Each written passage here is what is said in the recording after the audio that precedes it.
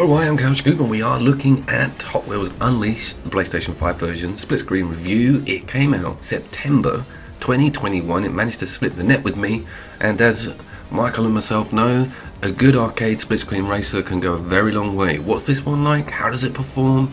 Is it as crazy as it sounds and looks? The answer is yes, and it is cool in areas. Now, we do have quite a competitive market for the split screen couch co-op racer on the PlayStation 4 and 5. So this has got a lot of work to do.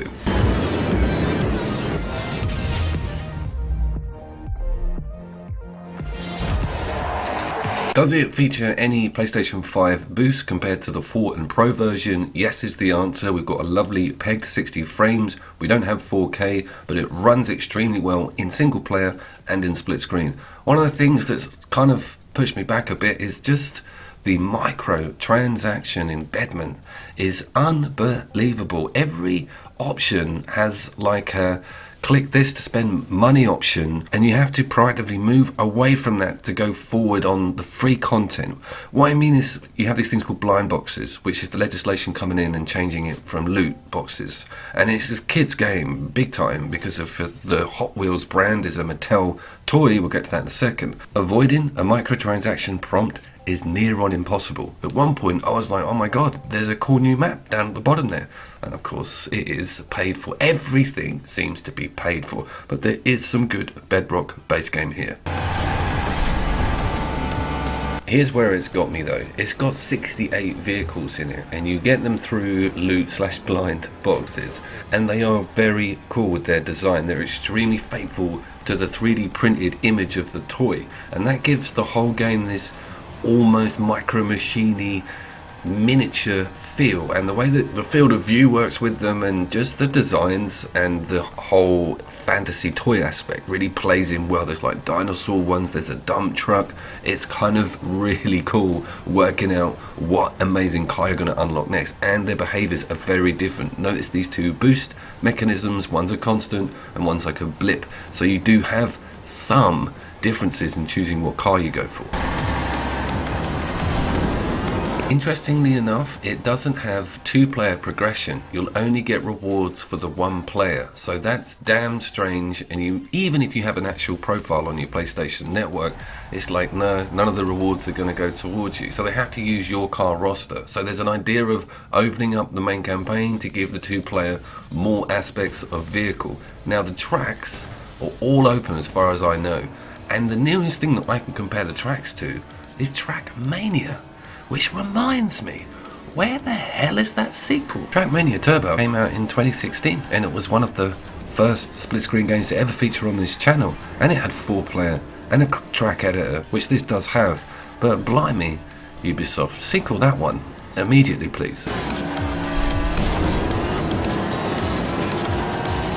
What else do I like about this game? Well, it's got a fantastic in-air mechanic, meaning that you can adjust the pitch and yaw like to the millimeter. And that's the thing, is a bad landing can lose you a race, so it's quite tense trying to straighten your car up in the air. They missed a bit of a trick with not incorporating a lot of these amazing, massive environments into the track itself. The track is very much like the toy, which, if you don't know, is just like Scalextric. So that's a bit annoying. You see all this wood and stuff in the background. You know, you go to a skate park, you're going to different locations, but the actual track itself stays as this massive plastic tray. I still have pleasant memories of herring across a snooker table as a miniature tank on local co-op mic machines. Are there any projectiles? Not as such. You don't really have a weaponry system.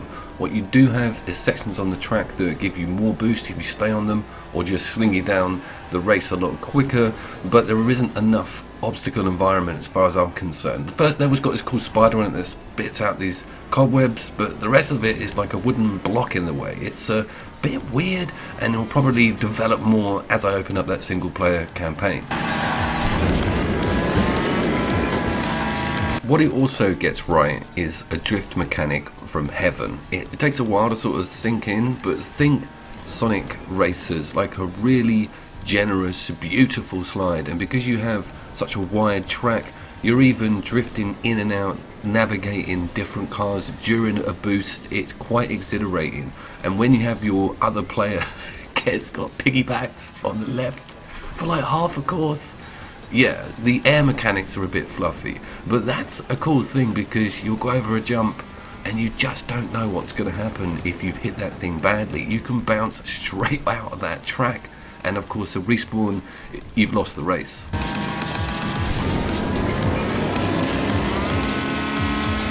There are sections of the map where the frame rate's getting a bit of a twist during the split screen, and there are a lot of cars on pitch. Now, I know I said at the beginning of the video that this is definitely a PEG 60, and I only had this occurrence like once or twice, and it was on the same particular course. It was just noticeable on the dip, and that for a PlayStation 5 game, and this being not a graphical masterpiece, is a bit naughty. But it is going at 20 quid at the moment, and that's one of the reasons for the video, is that it's gone down to a price I feel it's totally worth. Also, where would I pitch it in the great scheme of things? It is behind Crash Team Racer and Sonic Racer, but it can hold its own with anything else on the market, and I'm going to put a link in the description. I produced a video of local co-op racers which has got some really mad stuff in it. I guarantee there'll be something in there you'll like. Of course, I've been Couchcoop, and of course I'll see you down there. I'm on 12,400 subscribers. Ain't nothing gonna stop me now.